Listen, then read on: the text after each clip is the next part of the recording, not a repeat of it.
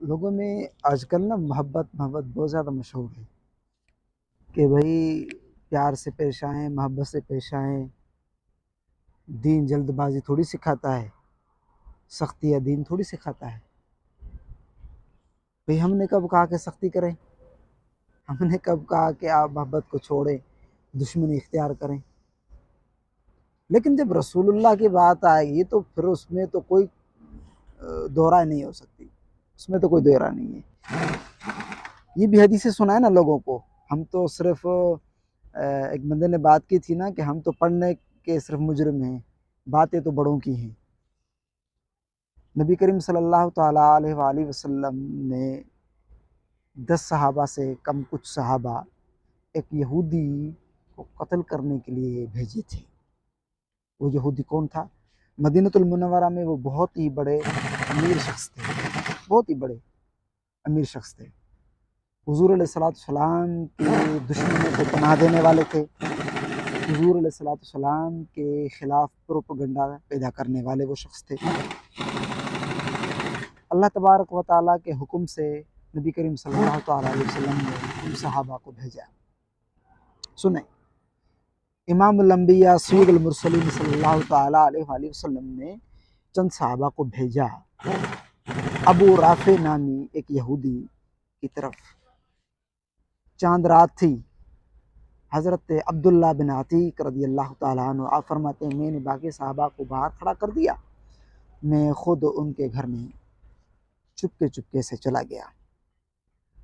جب میں وہاں پہنچا تو میں نے چند لوگوں کو سوتے ہوئے دیکھا، تو مجھے معلوم نہیں کہ ابو رافع ان میں سے کون ہے، تو میں نے تھوڑی سی آواز لگائی ابو رافع، تو ان میں سے آوازیں ہوں جسے کوئی بندہ نیند میں ہو اور تھوڑی آواز نکالے، تو اس طرح انہوں نے آواز نکالی ہوں۔ ابو رافع نے یوں جیسے آواز نکالی تو حضرت عبداللہ بن عتیق فرماتے میں نے پہچان لیا کہ ابو رافع یہی ہے۔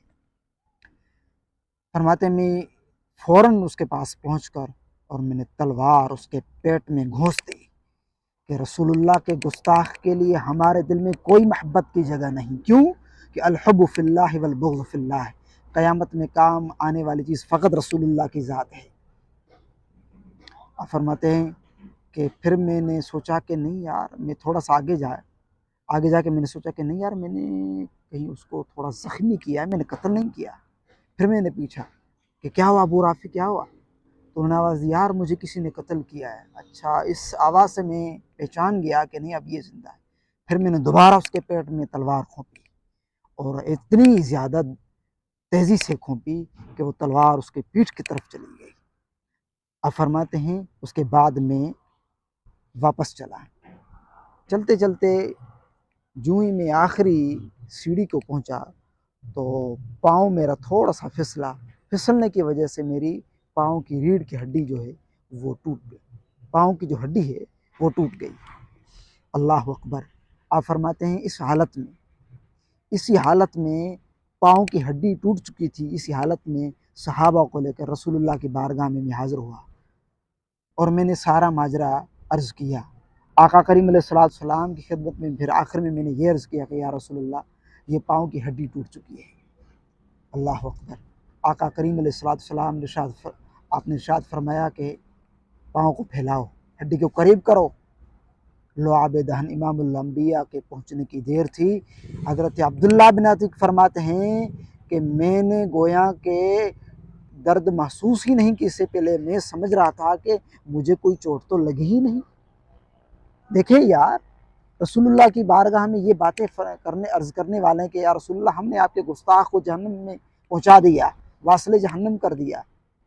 حضور ان کو کس عنایت سے نوازتے ہیں، کتنی عنایت فرماتے ہیں، ان کو کتنی نوازش فرماتے ہیں۔